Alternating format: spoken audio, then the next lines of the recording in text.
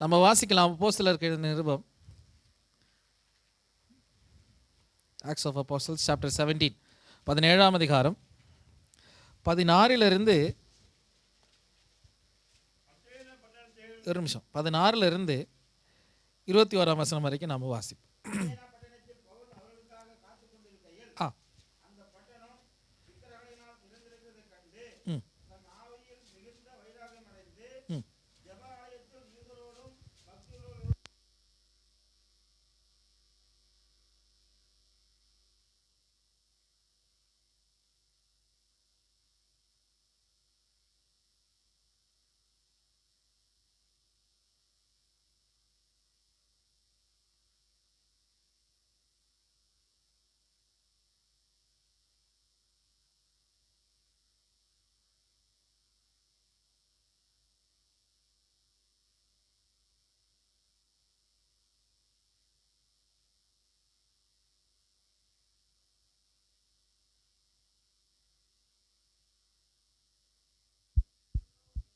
போதும். ஸ்தோத்திரம். கண்களை மூடி ஜெபிப்போம். நல்ல பிதாவே, இந்த நல்ல நாளுக்காக உமக்கு நன்றி செலுத்துகிறோம். உடைய வசனத்திற்காக நன்றி. உடைய வசனத்தோடு நீர் எங்களோடு பேசுவீராக. எங்களை ஒவ்வொருவரையும் பலப்படுத்தும். கர்த்தாவே, பேசுகிறது நான் அல்ல, எங்களுடைய ஞானமும் அறிவோ எல்லாவற்றையும் பார்க்கிலும் பரலோகத்தின் அறிவு, பரலோகத்தின் ஞானம் ஒவ்வொருவரையும் எங்களை நிரப்பும்படியாக இந்த நேரத்தில் ஜெபிக்கிறோம். எங்களுடைய தான் ஆவி ஆத்மா சரீரத்தை நம்முடைய கரங்களில் தருகிறோம். இயேசுவின் நாமத்தில் நல்ல பிதாவே, ஆமென். ஹல்லேலூயா. சந்தோஷமா இருக்கீங்களா? கொஞ்சம் உற்சாகமாக இருந்தால் நமக்கும் தேவ வார்த்தை சொல்கிறதுல ஒரு சந்தோஷம் இருக்கும் இல்லைங்களா? நீங்கள் அப்படியே சோர்வாக போயிட்டீங்கன்னா அப்புறமா ஆக்சுவலி ஒரு பிரசங்கியாருடையதான அந்த வல்லமை தான் ஜனங்களுக்குள்ளே வரும். ஆனால் நம்ம ஒரு சபைக்குள்ளே இருக்கிறோம், நம்ம சேர்ந்து என்ன பண்ண போகிறோம்? தேவனுடைய நாமத்தை மகிமைப்படுத்த போகிறோம். அப்படி இருக்கும்போது நமக்குள்ளே நம்ம அந்த சோர்வோடு இருந்தால் நம்ம என்ன பண்ண முடியும்? இது நமக்கு முன்னேறதுக்கு ரொம்ப கஷ்டமாக இருக்கும். சரி, நமக்கு எனக்கு தெரிஞ்சதான என்னுடையதான அறிவின் நிமித்தமாகவும் படித்தது நிமித்தமாகவும் இந்த பகல் வேளையில் தேவ வார்த்தை உங்களிடத்தில் பேசும்படியாக நான் விரும்புகிறேன்.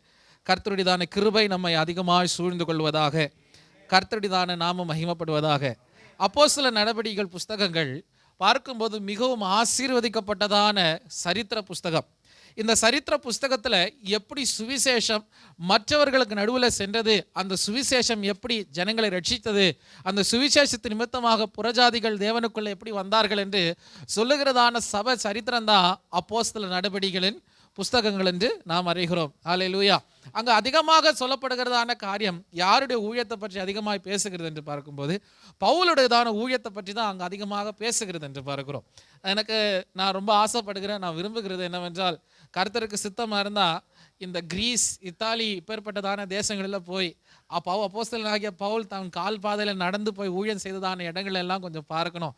தெசலோனிக்கா, ஏதென், இந்த மார்ஸ் மேடை, பிலிப்பிய தேசம், இத்தாலி தேசம், ஐகோனியம், லிஸ்ட்ரா, இந்த மாதிரி இடங்களெல்லாம் போய் அவருடையதான ஊழியங்கள், அவர் இப்போ அதனுடையதான என்ன இருக்குது, அந்த அந்த அடையாளங்கள், அந்த இடங்களெல்லாம் அப்படியே காணப்படுகிறது. அதெல்லாம் போய் பார்க்கணும்னு பெரிய ஆசையாக இருக்குது. காரணம், பரிசுத்தவான் ஹல்லேலூயா அவர் சம்பவ சரித்திரங்களை அவர் நிரூபித்து காண்பித்தவர்தான இடங்கள் தான் இப்பேற்பட்டதான இடங்கள். ஹல்லேலூயா. சரி, எது இருந்தாலும் கர்த்தருடைய நாமத்துக்கு மகிமை உண்டாவதாக. நாம் படித்ததான இந்த விஷயத்தில் நமக்கு எல்லாருக்கும் தெரியும். இந்த பகுதியில் பார்க்கும்போது பவுலுக்கு உள்ளத்தில் ஒரு பெரியதான ஒரு ஒரு ஒரு 16ஆம் வசனத்தில் என்ன வாசிக்கிறோம்? அவருடைய உள்ளத்தில் வாஞ்சை, அவருடைய இதயத்தில் என்ன நிரம்புகிறது? ஆவியினால் மிகுந்த வைராகியம் உண்டானார் என்று பார்க்கிறோம். இந்த ஆவியினால் மிகுந்த வைராகியம் உண்டதான பவுல் தெசலோனிக்க தேசத்திலிருந்து தான் இந்த ஏதேனுக்கு வருகிறார். இந்த தெசலோனிக்கா என்று சொல்லுகிறதான இடத்தினுடையதான பேர் எப்படி வந்தது என்று பார்க்கும்போது, மகானாகிய அலெக்சாண்டருடையதான சகோதரி, அவளுடைய பேர் தெசலோனிக்கா, அவளுடைய பேரில் இருந்தால் அந்த தெசலோனிக்கா தேசத்திற்கு தெசலோனிக்கா என்று தேசம் அந்த பேர் வந்தது என்று நாம் அறிகிறோம். இந்த தெசலோனிக்கா தேசத்திலிருந்து பவுலுக்கு நிறைய பிரச்சனைகள் உண்டானது என்று நாம் அறிகிறோம். என்ன பிரச்சனை என்று பார்க்குந்தா, அது அந்த அதிகாரத்தினுடைய ஆரம்பத்திலிருந்து அவர் பவுல் தெசலோனிக்கா தேசத்தில் சென்று சினகோகுகளை போய் அவர் பிரசங்கிக்க ஆரம்பிக்கிறார். பிரசங்கிக்க ஆரம்பித்த போது அவர் இயேசுவை பற்றி பிரசங்கிக்கிறார். வேத வசனங்களை வைத்து அவர் தர்க்கம் பண்ணுகிறார். இந்த தர்க்கங்கள் எல்லாம் பண்ணும்போது அப்போ இயேசுவை குறித்து, கிறிஸ்துவேசுடையதான பாடுகளை குறித்து, அவருடைய மரணத்தை குறித்து, உயிர்த்தெழுதலை குறித்து பிரசங்கம் பண்ணும்போது இவர்களுக்குள்ள என்ன வந்தது? சிலவங்க நம்பினாங்க, சிலவங்களுக்கு என்ன வரல? நம்பிக்கை வரல. ஹல்லேலூயா. இங்க பாருங்க, இந்த 17ஆம் அதிகாரம் 3ஆம் வசனத்துல பார்க்கிறோம். அங்க பவுல் மரித்து உயிர்த்தெழுதின கிறிஸ்துவை பற்றி என்ன செய்யறாரு? பிரசங்கம் பண்ணுகிறார் என்று பார்க்கிறோம். இங்க பார்க்கிறோம், நம்ம ஏன் பவுலை இந்த மாதிரி வார்த்தை மரித்து உயிர்த்தெழுதின இயேசுவை பற்றி பிரசங்கம் பண்றாரு நம்ம கவனிச்சா, வேதாகமத்துல நம்ம இயேசுவை தவிர வேற மற்ற இயேசுக்களும் இருந்தார்கள். இருக்கிறாங்களா? தெரியுமா உங்களுக்கு? சொல்லுங்களேன். தெரியுமா தெரியாதா? தெரியாதுன்னா சொல்லுங்க, அப்போ சொல்லுவோம். இல்லை நான் தெரிஞ்சிச்சுன்னா நான் அடுத்த பாத்துக்கு போயிட்டே இருப்பேன்.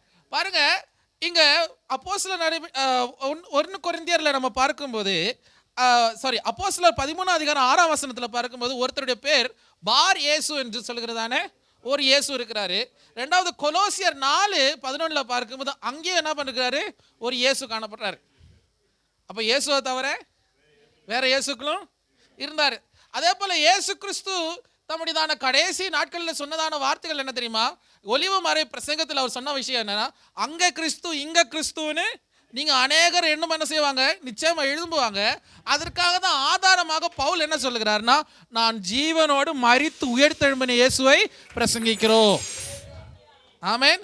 We preach Christ who is crucified. சிலுவையில் அறையப்பட்டதான இயேசுவை பற்றி நாங்கள் என்ன செய்கிறோம்? பிரசங்கிக்கிறோம், அறிவிக்கிறோம். ஹல்லேலூயா. பாருங்க, இந்த பூமியில அநேக கிறிஸ்துவை பற்றி சபைகள் என்ன பண்றாங்க? பிரசங்கம் பண்ணதை நாம் கேட்கிறோம். ஆசீர்வதிக்கிறதான கிறிஸ்துவை பற்றி பிரசங்கம் பண்ணுகிறார்கள். உங்களுக்கு பணத்தை தருகிறதான கிறிஸ்துவை பற்றி பிரசங்கம் பண்ணுகிறாங்க.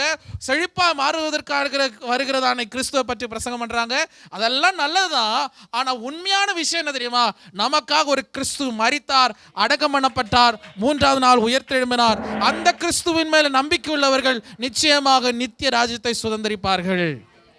ஆமென். பவுல் இங்க போய் என்ன பண்றாருன்னா, மரிச்ச உயிர்த்தெழும்பின இயேசுவை பற்றி பிரசங்கம் பண்ணுகிறார். ஏன் உயிர்த்தெழும்பின இயேசுவை பற்றி பிரசங்கம் பண்ணனா, இந்த பூமியில இயேசு கிறிஸ்துவை தவிர வேற யாரும் என்ன செய்ய முடியல? உயிர்த்தெழும்ப முடியல. அதனாலதான் உங்களுக்கு பிரச்சனை. அதான் பவுல் சொல்றாரு, நாங்கள் உயிர்த்தெழும்பின இயேசுவை பற்றி பிரசங்கம் பண்ணுகிறோம். அப்ப பாருங்க, இந்த நாளில தேவஜனமே, நீங்களும் நானும் ஆராதிப்பது உயிர்த்தெழும்பின இயேசுவை. இந்த கேட்டதான இந்த தெசலோனிக்க இருக்கிறதான யூதர்களுக்கு மிகவும் கோபம் உண்டாகி அவர்கள் என்ன செய்கிறார்கள்? அந்த தேசத்தில் பவுலை பிடிக்கும்படியாக அவருடைய வீட்டுக்குள்ளாக அவர் வருகிறார்கள் என்று நாம் அறிகிறோம். ஆமென். யாருடைய வீடு? படிங்க, 6ஆம் வசனம், 5ஆம் வசனம்.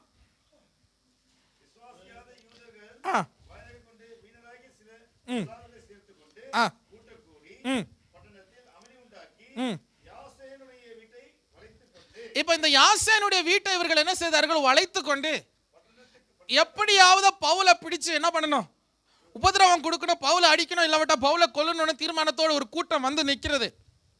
இந்த யாசேனுடைய வீட்டில் இருக்கிறவர்கள் என்ன செய்கிறார்கள்? பவுலை அங்கிருந்து தப்பி வைக்கிறார்கள் என்று பார்க்கிறோம். அவங்க சொன்னதான குற்றச்சாட்டு என்ன தெரியுமா? உலகத்தை கலக்கிறவர்கள் இங்கே வந்து விட்டார்கள்.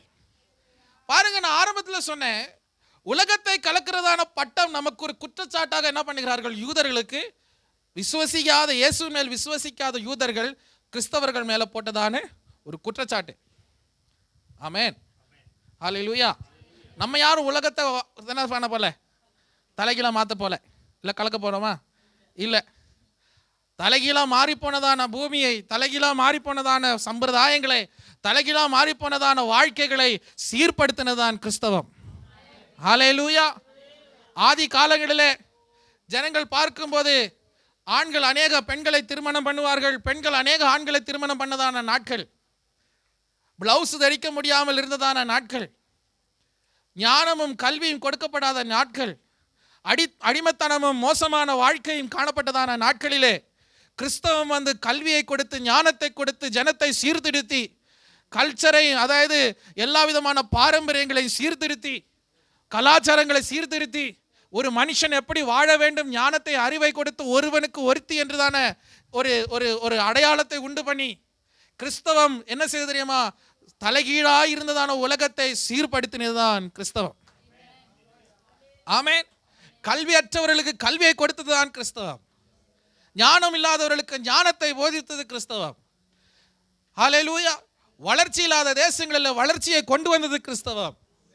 இப்பேற்பட்டதான கிறிஸ்தவத்தை பார்த்து இவங்க குற்றச்சாட்டா சொல்றாங்க, உலகத்தை கலக்கிறவர்கள் இங்கே வந்து விட்டார்கள்.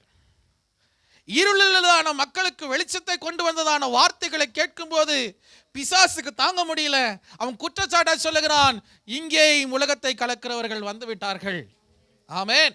ஆனால் பாருங்கள், இந்த தேவ மனுஷனை இந்த ஜனங்கள் என்ன செய்தார், அங்கிருந்து தப்பி வைக்க செய்து அவரை எந்த பகுதியிலான பெரியா என்று சொல்கிறதான தேசத்தில் என்ன செய்கிறார்கள், இவர்கள் அனுப்பினார்கள் என்று பார்க்கிறோம். ஒரு பக்கம் தெசலோனிய மக்கள் தேவனுடையதான வார்த்தையை வெறுத்து தள்ளின போது, இன்னொரு பக்கத்தில் தேவனுடைய வார்த்தையை வாஞ்சையோடு ஏற்றுக்கொண்டதான பெரியா மக்களை கர்த்தர் என்ன செய்தார், ஊழியக்காரனுக்காக கர்த்தர் ஆயத்தப்படுத்தினார் என்று பார்க்கிறோம். ஹல்லேலூயா, ஹல்லேலூயா. தேவஜனமே, உன்னுடைய ஊழியத்தில் ஒரு பகுதியில் உனக்கு கஷ்டம் இருந்தாலும் வேதனை இருந்தாலும் கர்த்தர் உங்களுக்காக இன்னொரு பகுதியில் ஒரு புதிய ஆத்துமாக்களை ஆயத்தப்படுத்துவார். அங்க தோல்வி இல்லை, கர்த்தர் நிச்சயமா உங்கள் வாழ்க்கையில ஜெயத்தை உண்டு பண்ணுவார். ஹல்லேலூயா. இங்க பார்க்கும்போது பெரியாவில் உள்ள மக்கள் எப்பேற்பட்டவர்கள், தேவ வசனத்தை அவர் என்ன செய்தார்கள், அவர் மனவாஞ்சையாக அவர் கேட்டுக்கொண்டார்கள். தேவ வாஞ்சையின் வார்த்தையின் மேல மனவாஞ்சை உள்ளதான மக்கள். they had a mind to read the scriptures. தேவ வார்த்தையை பகிர்ந்து கேட்டுக்கொள்ளணும், தேவனுடையதான வெளிப்பாடுகளை பெற்றுக்கொள்ளணும், தேவனுடைய வார்த்தைகளை வளரணும்னு சொல்லி ஒரு கூட்டம் மக்கள் என்ன செய்தார், கர்த்தர் பவுலுக்காக ஏற்படுத்தினார். ஆமென், ஹல்லேலூயா. ஒரு பகுதியில் சுவிசேஷத்தை தள்ளின போது கர்த்தர் இன்னொரு பக்கத்தில் சுவிசேஷத்தை அங்கீகரிக்கிறதான ஒரு கூட்டத்தை பவுலுக்காக கர்த்தர் ஏற்படுத்தினார். ஆமென். இந்த மக்கள் நடுவில் பவுல் பிரசங்கிக்கிறார். பிரசங்கிக்க போது இந்த ஜனங்கள் என்ன செய்தார்கள், இவர்களை பார்த்து பவுல் சொல்லுகிறார், இவர்கள் தெசலோனிக்கர்களை பார்க்கிலும் நல்ல கீர்த்தி உள்ளவர்கள். they were good. அவங்களுக்குள்ள நல்ல சுபாவங்கள் உண்டு, நல்ல வாழ்க்கை உள்ளவர்கள், நல்ல நல்ல நல்ல நல்ல கலாச்சாரம் உள்ளவர்கள். காரணம் என்ன தெரியுமா, அவங்க வேதத்தை படிக்கிறவங்க. ஆமென். வேதம் படிக்கிறவர்களுக்கு என்ன உண்டு, வாழ்க்கையில வித்தியாசம் உண்டு, அவன் வாழ்க்கையில வெளிச்சம் உண்டு. அவன் பாதையில் இருள் இருந்தாலும் அந்த வேதம் அவனுக்கு வெளிச்சத்தை காண்பிக்கிறது. அந்த வேதம் அவனுக்கு செம்மையானதை போதிக்கிறது. அந்த வேதம் மற்றவர்களை எப்படி கனப்படுத்தணும், ஒரு நேசிக்கணும் என்று அந்த வேதம் கற்றுத் தருகிறது. காரணம், வேதம் அவங்களுக்குள்ள காணப்படுகிறது. அதனால தான் நம்ம பார்க்கிறோம், உம்முடைய வசனம் என் கால்களுக்கு தீபம், என் பாதைகளுக்கு வெளிச்சமாக. ஹல்லேலூயா. இந்த வேதத்தை சுமந்ததான ஜனங்கள், இந்த பெரியா மக்கள் அதிகமாக வசனத்தை கற்றுக்கொள்ளும் போது பழைய எதிரி தெசலோனிக்கேல இருக்கிற எதிரி என்ன பண்றான், மறுபடியும் அவனுக்கு என்ன பண்ண முடியல, ஒரு கூட்டம் ரட்சிக்கப்படுகிறதுன்னு சொல்லும் போது அவனுக்கு என்ன செய்யல, தாங்கல, ஓடி வரான். மறுபடியும் இந்த பெரியா தேசத்தில் என்ன செய்யறான், பிரச்சனை உண்டாக்கும் போது அங்கிருந்து பவுலை அவர்கள் என்ன செய்தார்கள், இந்த விசுவாசிகள் அடுத்த பிரதேசத்துக்கு அனுப்பினார்கள். அந்த தேசத்தின் பேர் தான் அதேனியா தேசம். ஹல்லேலூயா, ஹல்லேலூயா. இந்த அதேனியா தேசத்தில் பவுல் வந்தபோது என்ன சம்பவிக்கிறது என்று பார்க்கிறோம். இந்த பவுல் இந்த அதேனியா தேசத்தில் வந்தவன் அங்க இருக்கிறதான விக்கிரங்களை பார்த்த உடனே அவருக்குள்ள என்ன வந்துச்சு, ஒரு வைராகியம். அவருடைய ஆவியில ஒரு ஒரு வித்தியாசம். ஏன் வித்தியாசம்னா, அங்க இருக்கிற ஜனங்கள் எல்லாரும் யாப்பேற்பட்டவர்களாக காணப்பட்டாங்க, விக்கிரக ஆராதிகளாக அவர்கள் காணப்பட்டார்கள். ஸ்தோத்திரம். ஒரு நிமிஷம். சில நேரத்தில் இந்த டெக்னாலஜி இருந்தாலும் வம்பு கொடுக்கறதா காணப்படுது.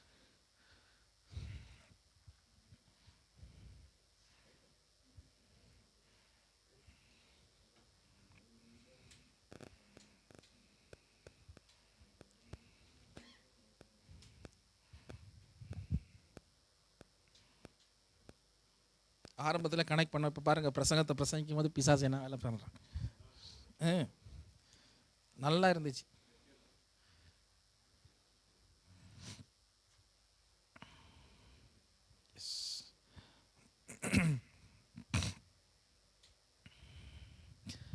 அங்க இருக்கிறதான விக்கிரகங்களை பார்த்த உடனே பவுலுக்குள்ள ஒரு கொந்தளிப்பு, ஒரு வைராகியம் பெருகினது என்று பார்க்கிறோம்.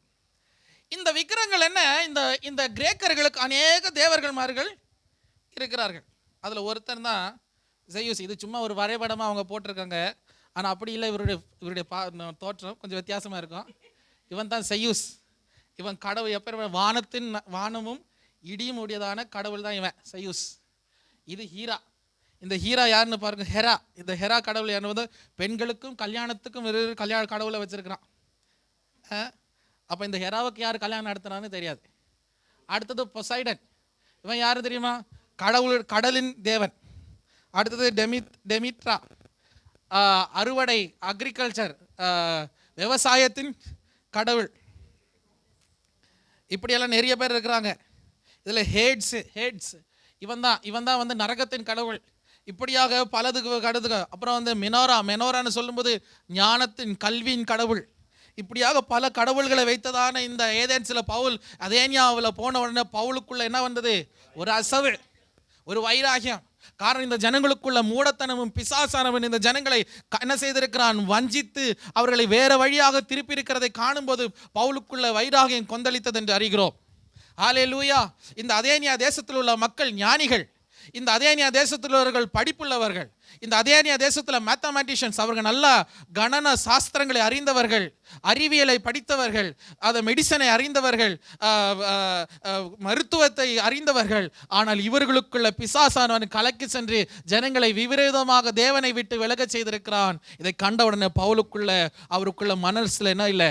சமாதானம் இல்லை. ஆமேன். அங்கே மெனோரான்னு அறிவுக்கு ஞானத்திற்கு மெனோரான்னு சொல்லுகிறதான கடவுள் அங்கே கிரேக்க தேசத்தில் இருக்கும்போது இங்கே யார் இருக்கிறது? இங்கே யார் இருக்கிறது? இந்தியாவில் சரஸ்வதி.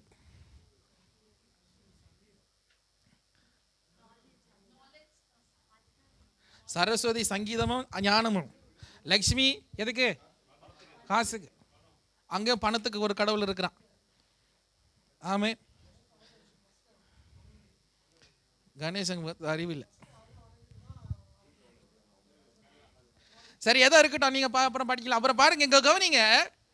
இங்க பார்க்கும்போது இந்த விக்கிரங்கள் எல்லாம் பார்த்த உடனே பவுலுக்கு உள்ள ஒரு அசைவு, அவருக்குள்ள அந்த வேதனை வந்த உடனே அவர் என்ன செய்ய ஆரம்பிச்சார்? பிரசங்கம் பண்ண ஆரம்பிச்சார்.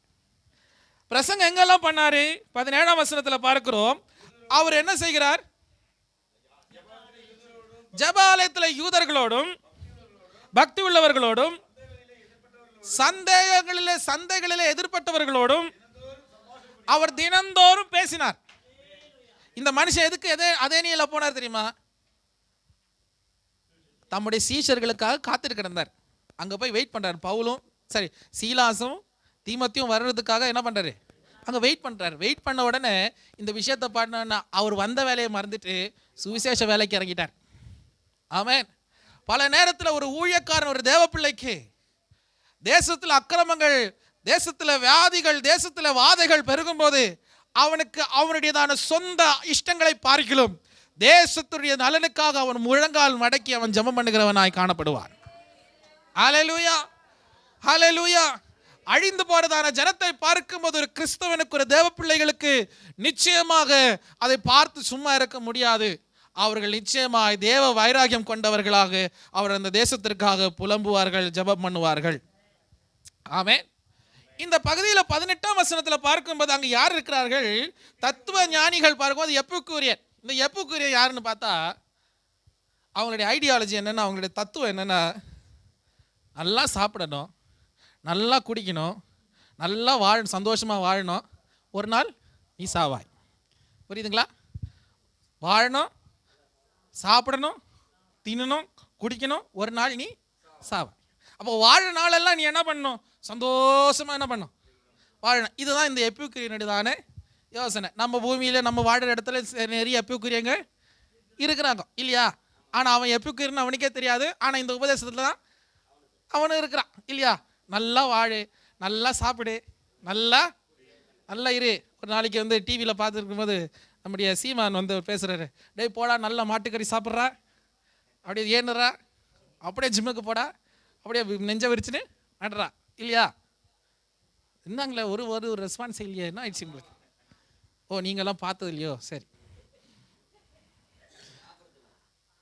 சாப்பிட்றதில்ல, குடிக்கிறது இல்லை. அவங்க என்ன பண்ணுவாங்க? ஆனால் இந்த எப்பிக்கூரியனுடைய யோசனை நல்லா தின்னணும், நல்லா குடிக்கணும், நல்லா என்ன பண்ண வாழணும், ஒரு நாள் நீ சாவற வரைக்கும் நல்லா தின்னு குடிச்சு வாழு. தின்னு குடிச்சு சாவனில்ல, சாவற வரைக்கும் தின்னு குடிச்சு வாழ். அதான் அவன் இந்த ஸ்டோய்க்கு பாருங்க, இந்த ஸ்டோய்க் இவனுடையதான தத்துவம் என்னன்னா, நீ வாழ்ற பூமியில எதுவுமே நிரந்தரம் கிடையாது. அதுல வேதனை வரும். அந்த வேதனையில நீ என்ன பண்ணக்கூடாது, இல்ல இன்னொரு எதிர்பார்ப்போட நீ வாழக்கூடாது. புரியுதுங்களா? இப்போ நீங்க ஜெயில போயிட்டீங்க, ஜெயில போனா நான் நிச்சயமா நாளைக்கு விடுதலை ஆவேன்னு நீ யோசிக்க கூடாது. அந்த வேதனையில எப்படி பலமா வாழலாம், புரியுதுங்களா, எப்படி தைரியமா வாழலாம். இப்போ ஒருத்தருடைய வீட்டுல ஒரு சாவு நடந்துச்சு, அந்த சாவுல என்ன பண்ணக்கூடாது, நீ தூக்கப்படக்கூடாது. என்ன பண்ணணும், செத்தவன் செத்துட்டான், வாழ்க்கை போயிட்டே இருக்கட்டும். ஒரு ஏனோதானம் என்றுதான ஒரு யோசனையோட தான் இந்த யார், இந்த ஸ்டோய்க்கர்கள், அவர்களுக்கு தத்துவம் இருக்கிறது. எல்லாவற்றிலும் எப்படி இருக்க சொல்றாங்கன்னா, பலசாலியாக கண்ணீர் விடக்கூடாது, தைரியமா இருக்கணும். ஒரு என்ன சொல்றது, ஒரு ஒரு ஒரு ஒரு டாக்ஸிசிட்டி நிறைந்த, ஒரு விஷத்தன்மை நிறைந்ததான ஒரு சிந்தை இவங்களுடையது. இந்த சிந்தையில நிறைந்தவன் தான் ஒரு ராஜா, ஒரு சீசர் ராஜா. அவன் என்ன செய்தான் தெரியுமா, தன் சொந்த தாயவே கற்பழித்து கொன்றவன் தான் அந்த ராஜா. காரணம் அவனுடையதான இந்த தத்துவங்கள் அவனை என்ன செய்தது, அவனை ஒரு ஒரு அக்கிரமக்காரனாக அவனை மாற்றினது என்று பார்க்கும். காரணம் அவர்களுக்கு எல்லாம் வந்து பார்த்துலாம்டா, எல்லாம் பார்த்து தைரியமா அவனுக்கு என்ன இல்லை, எதுவும் அவங்களுக்கு என்ன இல்லை, பயம் இல்லை. எல்லாவற்றையும் என்ன செய்யணும், துணிகரமாக செய்வதற்கு, அனுபவிக்கிறதற்கும் அவர்கள் என்ன செய்தார்கள், ஒரு துணி உள்ளதான கூட்டம் தான் இந்த ஸ்டோய்க்கர்களுடையதான தத்துவங்கள், பிலாசபி ஆஃப் த ஸ்டோய்க்ஸ். இவர்கள் நடுவில் ஞானிகளும் இருந்தார்கள். இவர்கள் என்ன பண்றாங்கன்னா, இந்த என்ன சொல்றாங்க, இந்த பவுலை பார்த்து என்ன சொல்றாங்கன்னா, இந்த வாயாடி என்ன பேசுறான். நம்ம சுவிசேஷன் சொல்லும்போது என்ன, இந்த பைத்தியக்காரன் வாயாடி என்ன பேசுறான் தானே சொல்றாங்க. ஆமா இல்லையா, இந்த வாயாடி என்ன பேசுறான், இவன் தான் தத்துவத்தை சொல்லி கிடக்குறான். ஆனா இப்போ பவுலை பார்த்து என்ன சொல்றாங்க, இந்த வாயாடி என்ன பேசுறார். காரணம் இவர் இடத்துல போய் என்ன பண்றாரு, டெய்லி பவுல் என்ன பண்றாரு, வாக்குவாதம் பண்றார். ஹல்லேலூயா. இந்த மேடைகளில் பவுல் போய் வாக்குவாதம் பண்ண உடனே அங்க இருக்கிறதான ஜனங்கள் என்ன செய்தாங்க, பவுலை பிடிச்சு கொண்டு போயிட்டு எங்க கொண்டு போறாங்கன்னா, மார்ஸ் மேஜைக்கு என்ன பண்றாங்க, பவுலை கொண்டு போய் வைக்கிறான். பவுல் இடத்துல மார்ஸ் மேஜைக்கு கொண்டு போய் அங்க கொண்டு வச்சு என்ன சொல்றாங்கன்னா, இவ பாருங்க, இதுதான் அந்தேனியா பட்டணம், தெரியுதா?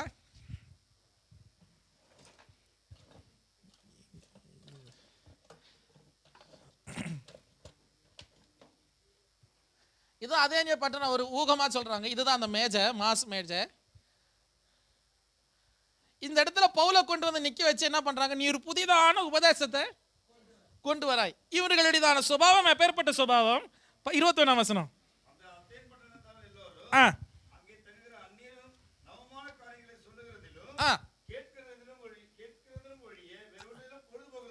அவங்களுக்கு டைம் பாஸ் என்னன்னா, புதிய சொன்னா அவங்க கேட்கறதுல ரொம்ப இஷ்டம் அவங்களுக்கு.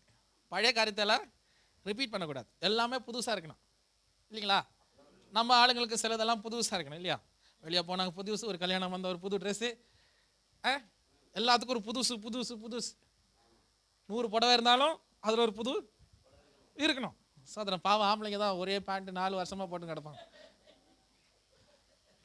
ஆமா, எங்க வீட்டில் இருக்கிற அனுபவம் தானே. ஸ்தோத்திரம், ஹல்லேலூயா. இப்போ பாருங்க, இந்த மேஜையில பவுலை கொண்டு போய் நிக்க வைக்கிறாங்க. இதுதான் அதேனியா பட்டணம். இப்போ இருக்கிற அது நிலைமை இப்படிதான், ரொம்ப அழகாக அது எப்படி, அது இப்போ கூட அதோடைய பழைய தடங்கள் இருக்கு. இந்த இடத்துல பவுலை கொண்டு போய் என்ன பண்றாங்க, நிக்க வச்சு. இதுதான் அந்த பவுல் பிரசங்கி பண்ணதான மாஸ் மேஜை. இது பவுலுடையதான அந்த பிரசங்கத்தை அவர்கள் என்ன செய்திருக்கிறார்கள், எழுதி வைத்திருக்கிறார்கள். இப்போது கூட அந்த கல்வெட்டு, அவர்கள் கல்வெட்டில் பிரசங்கித்ததான இருக்கு, அந்த மேஜை இருக்கு. சரி, இவர்களுடையதான யோசனைனா எல்லாமே புதுசாக கேட்கணும், புது தத்துவங்களை சொல்லணும். இதெல்லாம் கேட்கறதுக்கு என்ன பண்றாங்க, இவங்க ரொம்ப வாஞ்சி உள்ள இருக்காங்க. நீங்களுக்கும் போகலாம், எந்த விதமான டிக்கெட்டும் தேவையில்லை. உங்களுக்கும் போய் புது தத்துவங்கள் இருந்தால் நீங்கள் போய் பிரசங்கம் பண்ணும்போது அவங்க என்ன பண்ணுவாங்க, நல்லா வாயை திறந்து இழிச்சவன் மாதிரி கேட்பான். அப்போ பாருங்க, இந்த இடத்துல பவுல் நிற்கும் போது, இந்த மாஸ் மேஜையில் நிற்கும் போது, அவர் 23ஆம் வசனத்தில் ஒரு புதிய காரியத்தை காண்கிறார். என்ன காண்கிறாரு,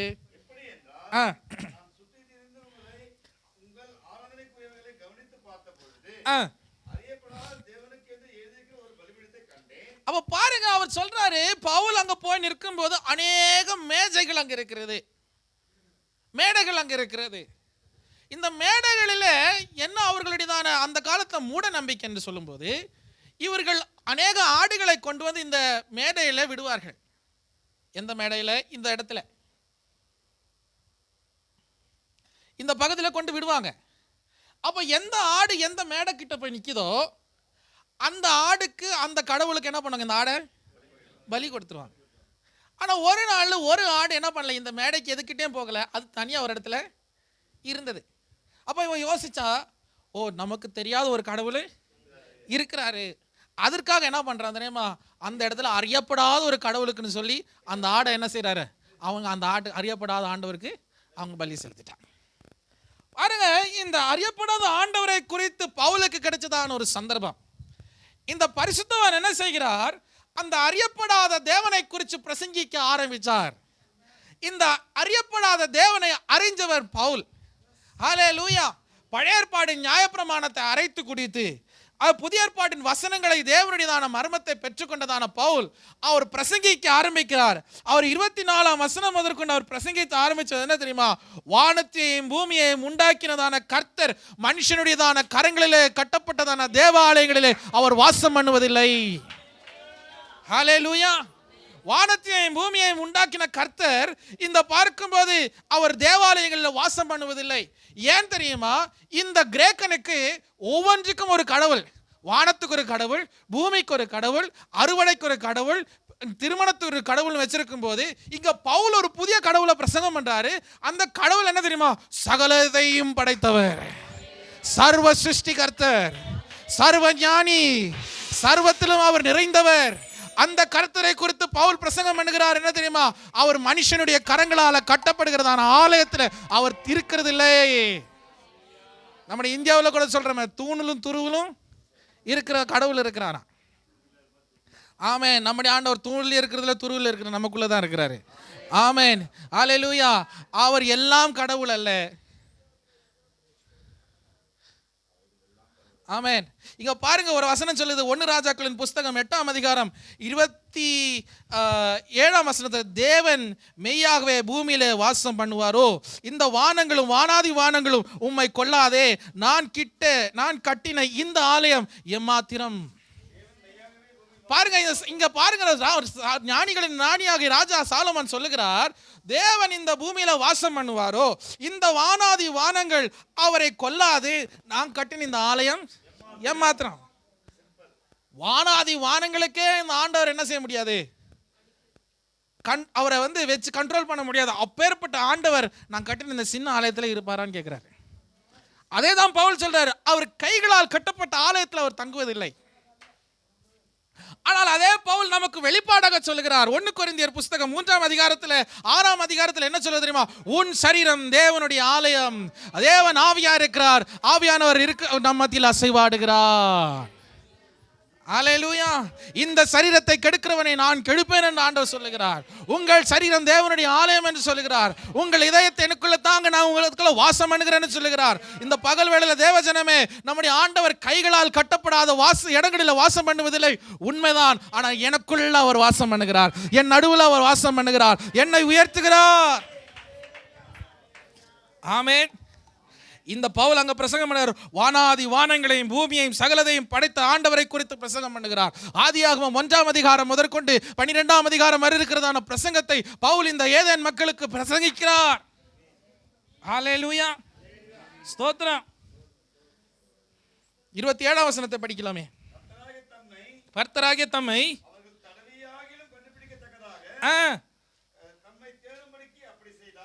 பாருங்க, ஆண்டவர் நீங்க தடவியாவது அவரை கண்டுபிடிக்கும்படி என்ன பண்றாரு? வானாதி வானங்களை படைத்தவர் என்ன செய்யறார்? வானத்திலே உட்காராம நம் மத்தியில் அவர் இறங்கி வர்றாரு. தேடுகிற யாவரும் அவர்களை என்ன செய்வார்கள்? கண்டடைவார்கள். ஆமென். பாருங்க, வசனம் இப்படியாக சொல்லுகிறது, கேளுங்கள் தட்டப்படும், கேளுங்கள் தரப்படும், தட்டுங்கள் திறக்கப்படும், தேடுங்கள் கண்டடைவீர்கள். அப்ப அவரை தேடும்போது நிச்சயமாக கண்டடையும்படியாக அவர் நம் பக்கத்திலே இருக்கிறார். இந்த ஜனங்களுக்கு சொல்றாரு, உன்னிடையதான தத்துவங்கள், உன்னிடதான கடவுள்கள், ஞானங்கள், அறிவு உன்னை ஒருபோதும் உன்னை நியாயத்துக்கு நேராக கடந்து நடத்தி செல்லாது, நீதிக்கு நேராக நடத்தி செல்லாது. ஆனால் ஒருவர் உண்டு, வானத்தையும் பூமியையும் சகலதையும் படைத்த ஒரு ஆண்டவர். அவர் சகலதிலும் நிறைந்தவர், அவர் எல்லாம் அறிந்தவர். அவர் தம்முடைய குமாரனாக இயேசு எனக்காக நமக்காக இந்த பூமியில் அனுப்பி அவருடைய மரணத்தின் நிமித்தமாய், அவருடைய சிலுவை மரணத்தின் நிமித்தமாய் நீங்களும் நானும் ரட்சிக்கப்பட்டிருக்கிறோம்.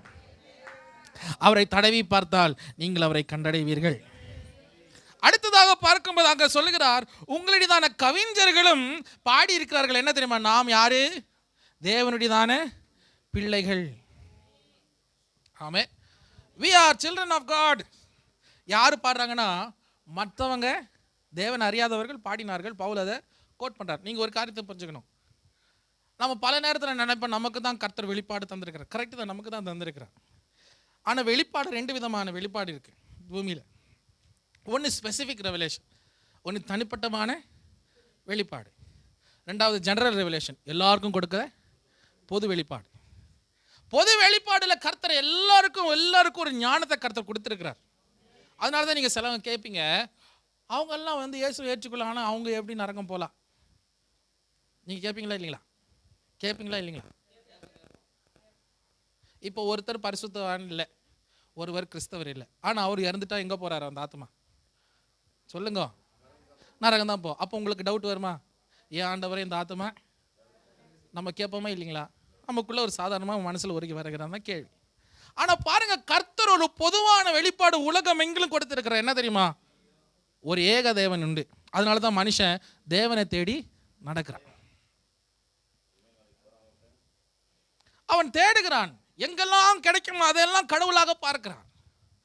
இங்க பார்க்கிறோம், இந்த ஞானிகள் இந்த கவிஞர்கள், இந்த அதேனியாவில் இருக்கிற கவிஞர்கள் பாடுகிறார்கள், நாம் எல்லாம் தேவனுடைய பிள்ளைகள். அதை பவுல் அந்த வார்த்தையை எடுத்து சொல்றாரு, நீங்களும் நானும் தேவனுடைய பிள்ளைகள். அது எப்படி நமக்கு கிடைச்சது? இயேசு கிறிஸ்து நமக்காக இந்த பூமியில் இறங்கி வந்தார். அவருடைய மரணத்தின் நிமித்தமாக, அவருடையதான ஜீவன நிமித்தமாக, அவர் நமக்காக தந்த ரட்சிப்பு நிமித்தமாக அவரை அப்பா பிதாவை என்று அழைக்கும்படியான புத்திர சிங்காரத்தின் ஆவியை நாம் என்ன செய்திருக்கிறோம்? பெற்றுக்கொண்டிருக்கிறோம். ஹல்லேலூயா. தேவஜனமே, அநேக நேரத்தில் நம்ம பார்க்கிறோம், நம்ம நினைச்சு கூட பார்க்காத அளவுக்கு பிசாசானவன் ஜனங்களை வஞ்சித்து அவனுடையதான சதிக்குள்ளாக ஜனங்களை மூடத்தனத்தில் வைக்கும்போது வேத வசனம் என்றதான வெளிச்சம் அவர்கள் இதயத்தில் என்ன செய்கிறது? அவர்களை இருளில் இருந்து காப்பாற்றி வெளிச்சத்துக்குள்ளாக நடத்துகிறது என்று பார்க்கிறோம். ஹல்லேலூயா. இந்த ஏதேன் தேசத்தில், அதேனியா தேசத்தில் பேசப்பட்டதான விக்கிரகங்கள், செய்யுசுடையதான விக்கிரகங்கள், மினர்வாவுடைய விக்கிரகங்கள் எல்லாம் உடைக்கப்பட்டு இப்போது அதோடையதான தடங்களோ அதோட அடையாளமும் இல்லாமல் போகும்போது, ஆனால் அங்கே பேசப்பட்டதான இயேசுவின் அடையாளமும் உலகமெங்கிலும் நிரம்பி இருக்கிறது. அது முடிக்கப்படாது, எந்த மியூசியத்தில் அது அடைக்கப்படவில்லை. ஹல்லேலூயா, ஹல்லேலூயா. செய்யூஸ் கடவுளுடையதான மேடைகள் இல்லை, மினர்வா கடவுளுடையதான மேடைகள் இல்லை, ஹேட்ஸ் கடவுளுடையதான மேடைகள் இல்லை, ஹெரா கடவுளுடையதான மேடை கிடையாது. ஆனால் இப்போதும் இயேசுடைய நாமம் உலகமெங்கிலும் நிரம்பி இருக்கிறது என்று பாருங்கள். ஹல்லேலூயா, ஹல்லேலூயா.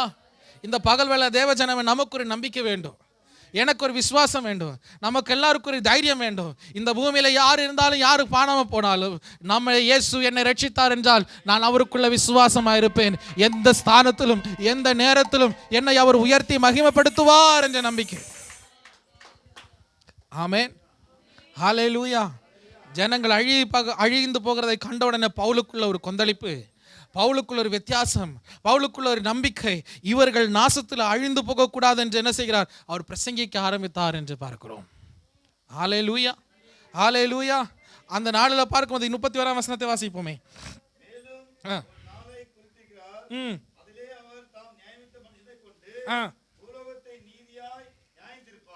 இப்ப பாருங்க, அடுத்ததாக அவர்கள் சொல்றாரு, மேலும் கர்த்தர் என்ன செய்கிறார்? ஒரு நியாயம் விசாரிக்க ஒரு மனுஷனை கர்த்தர் ஏற்படுத்தி இருக்கிறார். நேற்று பைபிள் ஸ்டடியில் வந்தவங்களுக்கு தெரியும் யார் அந்த நியாயம் விசாரிக்கிற கர்த்தர். இயேசுதான் அந்த நியாயம் விசாரிக்கிறதான கர்த்தர். அந்த நியாய சிங்காசனத்துக்கு முன்பதாக எல்லா முழங்காலும் முடங்கும், எல்லா நாவும் அவரை போற்றும். இயேசுவே ஆண்டவர், இயேசுவே ஆண்டவர், இயேசுவே ஆண்டவர். ஹல்லேலூயா. இந்த மரித்தோரிலிருந்து உயிர்த்தெழும்பின கர்த்தர் நமக்குள்ளாக ஒரு ரகசியத்தை தந்திருக்கிறார். வாசிக்கல 1 கொரிந்தியர் எழுதின நிருபம் 15ஆம் அதிகாரம், 1 கொரிந்தியர் 15ஆம் அதிகாரம். படிங்க. நாம் எல்லோரும் நித்திரை அடைவதில்லை, ஆகிலும் கடைசி அக்காலம் தொனிக்கும் போது ஒரு நிமிஷத்தில் ஒரு இமைப்பொழுதில் நாம் எல்லோரும் மறுரூபமாக்கப்படுவோம். எக்காலம் தொனிக்கும் அப்பொழுது மரித்தோர்கள் முதலாவது எழும்புவார்கள், பின்பு நாமும் மரித்து மறுரூபம் அடைந்துவோம். ஹல்லேலூயா. அழிவுக்குள்ளதாக அழிவாமையும் சாவுக்கு ஏதுவானது சாகாயம் தரித்துக் கொள்ளும்படி. இந்த பகல் வேளை தேவ ஜனமே, உங்கள் சரீரம் அழிவுக்கு ஏதுவாக இருந்தால் அது அழியாமை தரிக்க வேண்டும். உங்கள் சரீரம் சாவுக்கு ஏதுவானதா இருந்தால் அது சாகாமை தரிக்க வேண்டும். அது எக்கால சத்தம் தொனிக்கும் போது அன்றைக்கு ஒரு நிமிஷத்தில் ஒரு இமைப்பொழுதில் நாம் மறுரூபம் அடையப்படுகிறதான நாள் ஒன்று வரப்போகிறது. ஹல்லேலூயா, ஹல்லேலூயா. இந்த வார்த்தைகளால் ஒருவர் தேற்றணும். நம்மை தேற்றுகிற எந்த வார்த்தையில தெரியுமா? கவலைப்படாத சகோதரா, ஆண்டவர் சீக்கிரமாக வரப்போகிறார். நம்ம என்ன சொல்றோம் தெரியுமா? கடைசி காலம் இதெல்லாம் இப்படி தான் நடக்கும். அவள் என்ன சொல்றாரு? நீங்க ஒருவர் தேற்றணும். எப்படி தேற்றணும்? எப்படி? நான் எந்த வார்த்தை சொல்லுங்க? சாவுக்கு ஏதுவானது சாகாமையும் அழிவுக்கு ஏதுவானது அழியாமையும் தரித்துக் கொள்ளும்படியாக. ஹல்லேலூயா. ஒரு நிமிஷத்தில் ஒரு இமைப்பொழுதில் என் ஆண்டவர் சீக்கிரமாக வரப்போகிறார். ஆகையாலே நீ சீக்கிரமா மறுரூபம் அடைய போற, தைரியமாயிரு. அதுதான் தேற்றணும். நம்ம என்ன சொல்றோம்? என்ன பண்றதுக்கு, நம்ம இது இந்த உலகத்துல பிறந்து போயாச்சு, மோதி சரி. யாரு வந்தாலும் பிசாசின் கையில் இல்லாமல் இருந்தா கர்த்தருடைய நாமத்துக்கு மகிமை. ஹல்லேலூயா. இங்க பாருங்க, கர்த்தர் நம்மை உருவாக்குறதான நாட்கள், கர்த்தர் நம்மை மகிமைப்படுத்துகிறதான நாட்கள், கர்த்தர் நம்மை மேன்மைப்படுத்துகிறதான நாட்கள். ஹல்லேலூயா. தத்துவங்களும் ஞானங்களும் அறிவும் பணமும் ஒருபோதும் உங்களை மேன்மைப்படுத்தாது. ஆமென். ஒருபோதும் உங்களை உயர்த்தாது. பாருங்க, இந்தியாவில் தேசம் முழுவதுமாய் பிடித்து இந்தியாவில் யுத்தம் பண்ணி கொண்டிருந்ததான மகானாகிய அலெக்சாண்டர் த கிரேட், அவன் இந்தியாவில் வந்து 32வது வயசுல யுத்தம் பண்ணி கொண்டு இருக்கும்போது ஒரு கொசு கடிச்சு மகானாகிய அலெக்சாண்டர் ஒரு கொசு கடிச்சு வியாதி அடைந்து ஜுரத்தோடு திரும்பி அவன் தேசத்துக்கு போகிற வழியில அவன் ஒரு நதியை காண்கிறார். இந்த நதியில ஜனங்கள்லாம் குளிக்கிறத பார்த்தோன்னா ரொம்ப ஆசை வந்துருச்சு. அவர் என்ன செய்யறாரு தெரியுமா? அவரும் அந்த நதியில ஜனத்தோட என்ன பண்ணாரு? நதியில இறங்கி குளிச்சு ஏறின உடனே என்ன வந்து தெரியுமா? ஜுரம் அதிகமாயிடுச்சு. அவர்களை வைத்தியர்கள் அவனுக்கு மருந்துகளை கொடுத்தார்கள், எதுவுமே நடக்கல. கடைசி தருவாயில் அவன் மரிக்க போறதான சூழ்நிலையில அவனுடையதான சேவர்களை அழைத்து சொன்னதான வார்த்தை, என்னுடையதான சவப்பெட்டிக்குள்ளாக 2 ஓட்டையை நீங்க போட்டு எங்க 2 கையை நீங்க வெளியே விடணும். 2வது, நான் சம்பாதித்ததான என்னுடைய பணத்தை ஆஸ்தி நீங்க என்ன பண்ணணும்? என் சடலத்தோடு நீங்க என்ன கொண்டு சுமந்து வரணும். 3வது, எனக்கு சிகிச்சை பண்ணதான, எனக்கு மருத்துவத்தை பண்ணதான எல்லா மருத்துவர்கள் என் சவப்பெட்டியை சுமக்கணும். ஹல்லேலூயா. இங்க பாருங்க, அவர் எதற்காக அந்த போர் சேவர்கள் கேட்கும்போது சொன்ன வார்த்தை என்ன தெரியுமா? நான் அநேக தேசத்தை பிடித்தேன், அடக்கினேன், ஆண்டேன், ஆனால் நான் மரித்து போகும்போது ஒன்றுமே கொண்டு போகல. அதுக்காகத்தான் என் சவப்பெட்டிக்கு நேராக என் கைகள் வெளியே காணப்படணும். 2வது அவர் சொல்லுகிறார், நான் ஆஸ்தியை சம்பாதிச்சேன், பணத்தை சம்பாதிச்சேன், பொண்ணை சம்பாதிச்சேன், பொருளை சம்பாதிச்சேன், ஆனால் நான் செத்து போகும்போது இந்த பணமோ பொண்ணோ எனக்கு நான் என்ன செய்ய முடியல? என் கூடவே கொண்டு போக முடியல. 3வது அவர் எதுக்கு சொல்ல தெரியுமா? எனக்கு சிகிச்சை பண்ணதான, எனக்கு மருத்துவம் பார்த்ததான டாக்டருங்க என்னுடைய சவப்பட்டி எதற்காக சுமக்கணும்னா, இவங்க எவ்வளவு ட்ரை பண்ணியும் என்னை வியாதியிலிருந்து என்ன குணமாக்க முடியல. அவ்வளோ பெரியதான மகானாகிய அலெக்சாண்டர் கடைசி நேரத்தில் வருத்தத்தோடு சாகும்போது, அதே தேசத்திலிருந்து உயர் எழும்பி வந்ததான பவுல் அவருடையதான கடைசி நேரத்தில் அவர் சொல்லுகிற வார்த்தை என்ன தெரியுமா? கிறிஸ்து எனக்கு ஜீவன், சாவு எனக்கு ஆதாயம். ஹல்லேலூயா.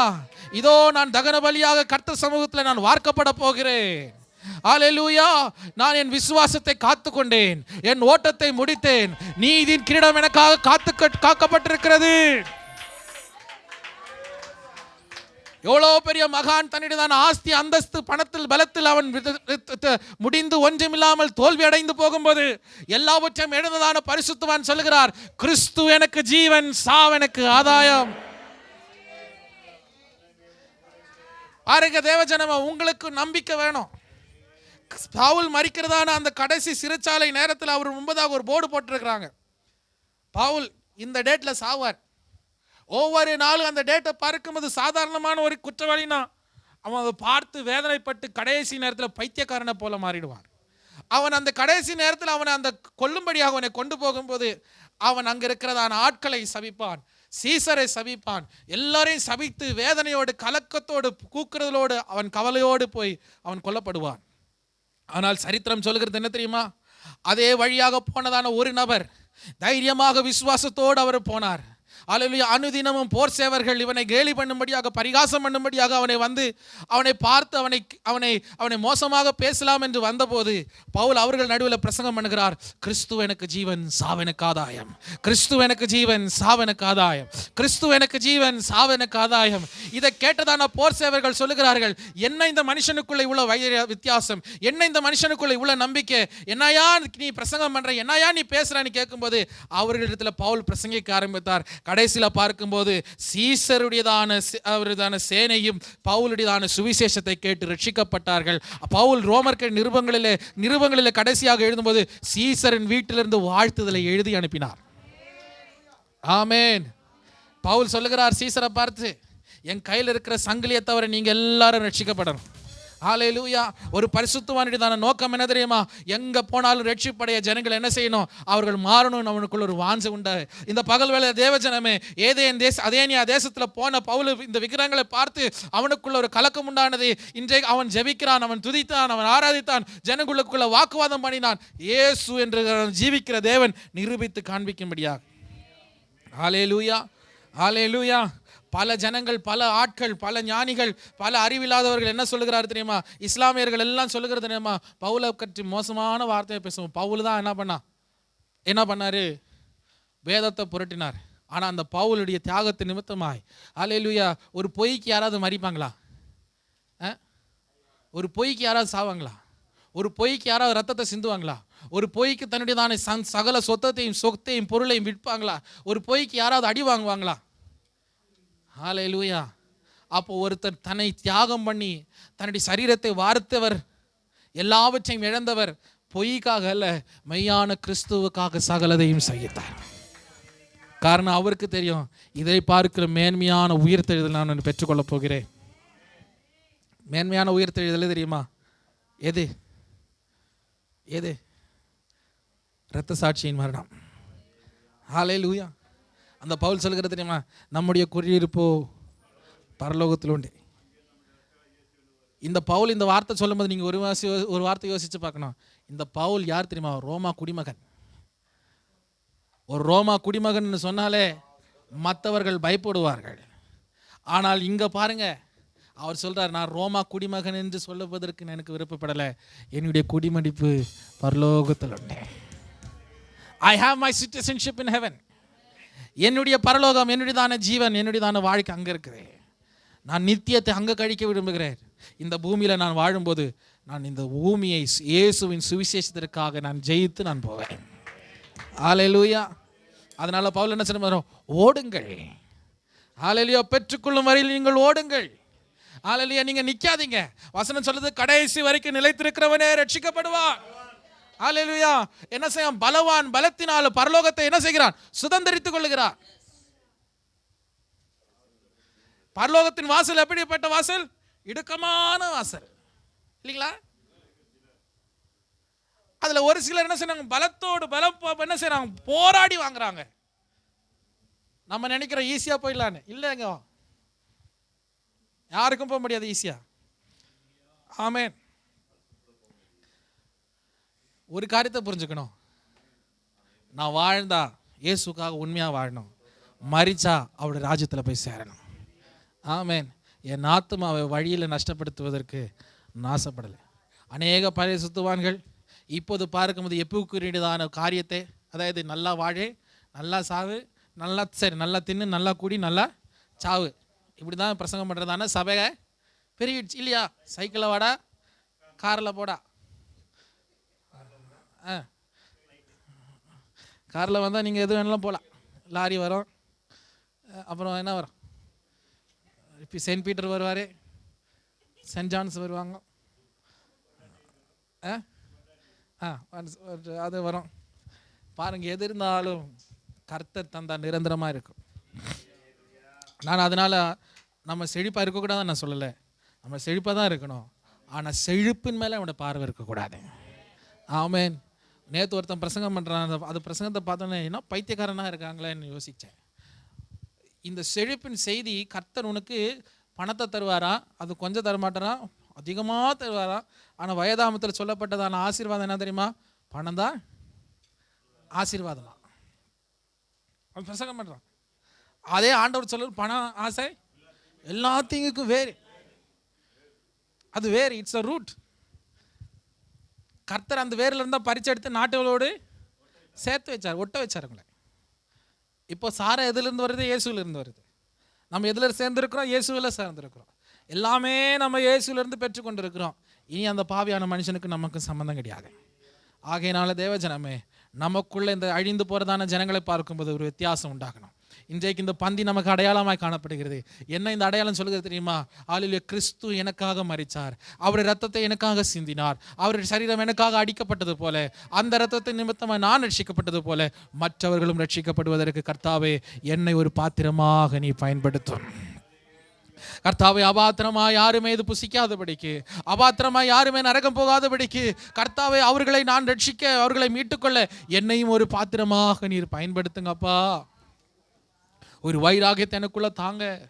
ஒரு பரிசுத்தவானுக்கு அழிந்து போகிறதான ஜனங்களை பார்க்கும்போது, அழிந்து போகிறதான தேசத்தை பார்க்கும்போது கண்ணீரோடு விட்டு அவன் ஜெபம் செய்கிறான், ஆண்டவரே இந்த அழிந்து போகிறதான ஜனங்களை நீர் விடுவீம். ஹல்லேலூயா. அப்படி இறங்கினதான பரிசுத்தவான்கள் வந்த நிமித்தமாக தான் அநேக மிஷனரிமார்கள் சென்று உலகம் எங்கிலும் அவர்கள் என்ன செய்தார்கள்? கிறிஸ்துவுக்கென்று அவர்கள் ஆதாயப்படுத்த துவங்கினார்கள். ஹல்லேலூயா. கண்களை முழுவதும் ஜெபிப்போம். நல்ல பிதாவே, உமக்கு நாங்கள் நன்றி செலுத்துகிறோம். இந்த பகல் வேளையில் கர்த்தாவை கேட்டதான வார்த்தை எங்கள் இதயத்தில் ஒரு கர்த்தாவை ஒரு ஒரு ஒரு வைராகியத்தை நீர் ஏற்படுத்துங்கப்பா. அழிந்து போகிறதான ஆத்துமாக்களை பார்க்கும்போது கர்த்தாவே, ஜீவனுள்ள தேவனை இவர்கள் கண்டடைய கர்த்தாவே எங்களை நீர் பாத்திரமாக பயன்படுத்தும். அவர்கள் கர்த்தாவே இடத்துல சுவிசேஷத்தை சொல்லுவதற்கும், கர்த்தாவே எங்களுடையதான வார்த்தைகள் நிமித்தமாக கர்த்தாவர்கள் தேவனை அறிவதற்கும், எங்களை ஒரு சாட்சியாகவும் எங்களுடைய வார்த்தைகள் கர்த்தாவே அவர்களுக்கு ஆறுதலாக மாற கர்த்தாவே நீ கிருபை செய்யும். இந்த பூமியில் கர்த்தாவே நாங்கள் வாழ்கிற நாட்கள் கொஞ்ச நாட்கள் தான். ஆனால் பிரயோஜனம் உள்ளவர்களாக நாங்கள் காணப்பட, அக்கினி ஜுவாலையாக நாங்கள் மாற கர்த்தாவே எங்களுக்கு விரோதமாக எழும்புகிறதான சகல ஆயுதங்கள் வாய்க்காமல் போவதற்கு ஒவ்வொருவரை நீர் அக்கினியாக பயன்படுத்தும், ஆசீர்வதியும் உயர்த்தும். கர்த்தாவே இந்த நாளிலே ஒவ்வொருக்குள்ள ஒரு வைராகியம் எழும்பட்டும். கர்த்தாவே, கிறிஸ்து எனக்கு ஜீவன், சாவு எனக்கு ஆதாயம். அந்த நம்பிக்கையோடு விசுவாசத்தோடு எல்லா பரிசுத்தவான்களையும் நீ உயர்த்து மகிமைப்படுத்துங்கப்பா. ஹல்லேலூயா. இந்த நாளில் கர்த்தாவே எங்களுக்குள்ள கர்த்தாவே ஆறுதலான வார்த்தை, இயேசு சீக்கிரமாய் வரப்போகிறார். ஹல்லேலூயா. கர்த்தாவே, எல்லாரும் நாங்கள் நித்திரை அடைவதில்லை, ஆனால் கர்த்தாவே இந்த பகல் வேளையில் ஒரு நிமிஷத்தில் ஒரு இமை பொழுதில் ஹல்லேலூயா நாங்கள் எல்லாம் மறுரூபமாக்கப்பட்டு உம்முடைய ராஜ்யத்தில் சேர்க்கப்படுகிற அந்த நாளுக்காக நாங்கள் காத்திருக்கிறோம். அந்த வார்த்தைகளால் நாங்கள் ஒருவரை ஒருவர் தேற்றும்படியாக எங்களுக்கு கிருபை செய்யும். மாரநாதா, மாரநாதா, மாரநாதா. இந்த நாள் எங்களோடு கூட ஆசீர்வதியும், மகிமைப்படுத்த தொடர்ந்துள்ள காரியங்களை பந்தியை நீ ஆசீர்வதிங்க. இயேசு நாமத்தில் நல்ல பிதாவே, ஆமென், ஆமென். ஹல்லேலூயா, ஸ்தோத்திரம். இந்த நேரத்தில் பந்திக்குள்ளதான நேரம், சீக்கிரமாக பந்தியை ஆயத்தப்படுத்தும்படியாக கேட்டுக்கொள்கிறோம். நீங்களும் ஆயத்தத்தோடு வா, தேவ சமூகத்தில் வந்து உட்காருங்க. கர்த்தர் உங்களை ஆசீர்வதிப்பார்.